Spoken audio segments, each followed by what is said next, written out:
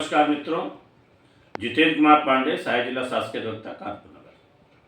मैं आज आपको जो भारतीय नागरिक सुरक्षा संहिता का सीरियल बताने का प्रयास कर रहा हूं। उसमें आज मैं आपको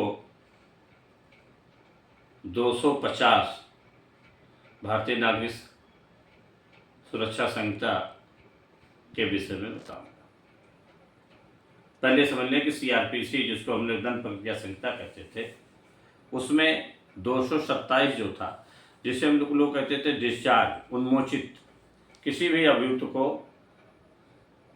पहले सीआरपीसी में 209 में कोई मुकदमा जिसमें चार्जशीट दाखिल होने के बाद विचारण के लिए पहले लोअर कोर्ट में आती थी।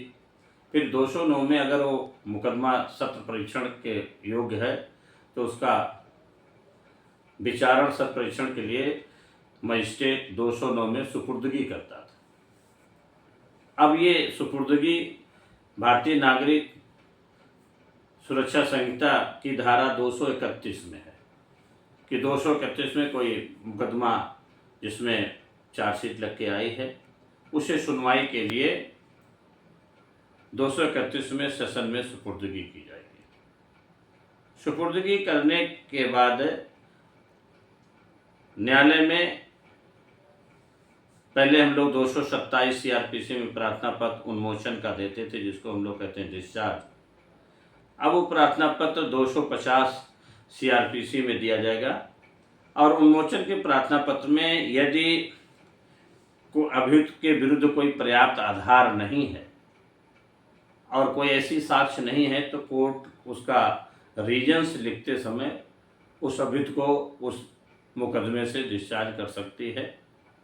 इसमें अब एक कंडीशन भी है कि जो डिस्चार्ज एप्लीकेशन होगा सुपुर्दगी के 60 दिन के अंदर,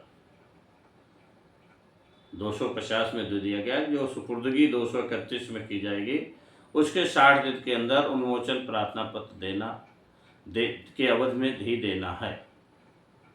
इस प्रकार कोई अभियुक्त के विरुद्ध अगर कोई वाद या कोई वाद दाखिल होता है, कोई अभियुक्त के विरुद्ध चार्जशीट दाखिल होता है, तो उस चार्जशीट या के विरुद्ध जब सुपुर्दगी लोअर से हो जाएगी, जब सेशन ट्रायल था, सेशन के जो सुपुर्दगी होगी उसमें 227 में जो प्रार्थना पहले सीआरपीसी में दी जाती थी, अब 250 में डिस्चार्ज का प्रार्थना पत्र दिया जाएगा। वो भी 60 दिन के अंदर ही प्रार्थना पत्र देना आवश्यक है सुपुर्दगी के तिथि से।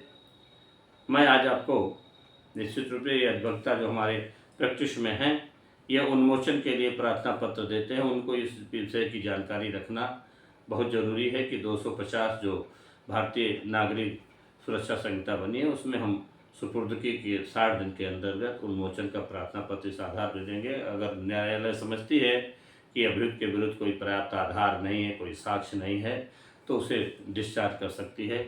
मैं आज आपको अपने यूट्यूब चैनल के माध्यम से ये उन्मोचन के संबंध में, डिस्चार्ज के संबंध में जानकारी दे रहा हूँ। मेरा आगे चैनल लाइक करें, सब्सक्राइब करें। धन्यवाद।